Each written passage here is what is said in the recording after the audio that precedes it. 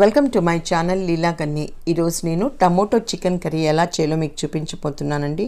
ఇది నిజంగా చాలా ఎమ్మీగా ఉంటుంది. మీరు ఒకసారి తింటే మరీ ఇదే తినాలి అనిపించే అంత టేస్టీగా ఉంటుంది. సో ఇది చపాతీకి కానీ రోటీకి కానీ సూపర్ టేస్టీగా ఉంటుంది. అన్నానికి కూడా చాలా బాగుంటుందండి. సో నా వీడియో మీరు చివరి దాకా చూసి మీరు కూడా ట్రై చేయండి. అలాగే నా ఛానల్ ఫస్ట్ టైం చూస్తున్న వాళ్ళైతే సబ్స్క్రైబ్ చేసి పక్కనే ఉన్న బెల్ ఐకాన్ నొక్కితే నా వీడియోస్ మీకు నోటిఫికేషన్గా వస్తాయి. ఇప్పుడు ఒక జార్ తీసుకొని దీంట్లోకి ఎండు కొబ్బరి తీసుకుంటున్నాను. నేను ఇక్కడ 1/2 kg చికెన్కి 3 టేబుల్ స్పూన్లంత ఎండు కొబ్బరి తీసుకున్నాను.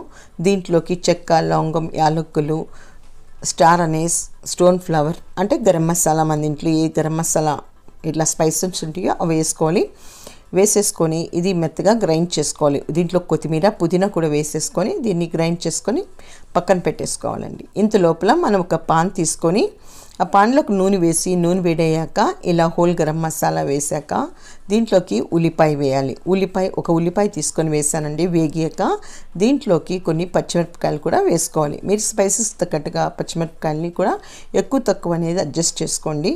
ఇప్పుడు ఇది కొంచెం వేగాక దీంట్లోకి 1 టేబుల్ స్పూన్ అంత అల్లం వెల్లుల్లి పేస్ట్ వేసి ఈ ఉల్లిపాయలు అల్లం వెల్లుల్లి పేస్ట్ అనేది చాలా బాగా వేగాలి నూనెలో.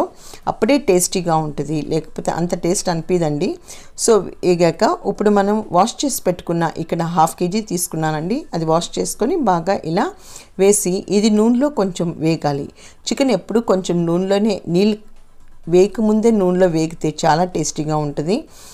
ఇప్పుడు దీంట్లోకి టేస్ట్కి సరిపడంత సాల్ట్ వేసేసి అలాగే పసుపు అలాగే కారం కూడా దీంట్లోకి వేసుకోవాలి. చికెన్లోకి కొంచెం స్పైసీ ఎక్కువ ఉంటే బాగుంటుందండి. ఈ మధ్యలో నేను చదివాను కారం ఎక్కువ తింటే దానికి మనకు క్యాన్సర్ అనేది కొంచెం తక్కువ వచ్చే అవకాశం ఉంటుందంట. సో కొంచెం కారం చికెన్లో అన్నా కనీసం మనం తీసుకోవచ్చు. సో ఇలా చికెన్లోకి కారం అంతా వేసాక ఒక సిమ్లో పెట్టి ఇలా ఉడికాక దీంట్లోకి మనం గ్రైండ్ చేసి పెట్టుకున్న ఈ మసాలా అంతా వేసాం.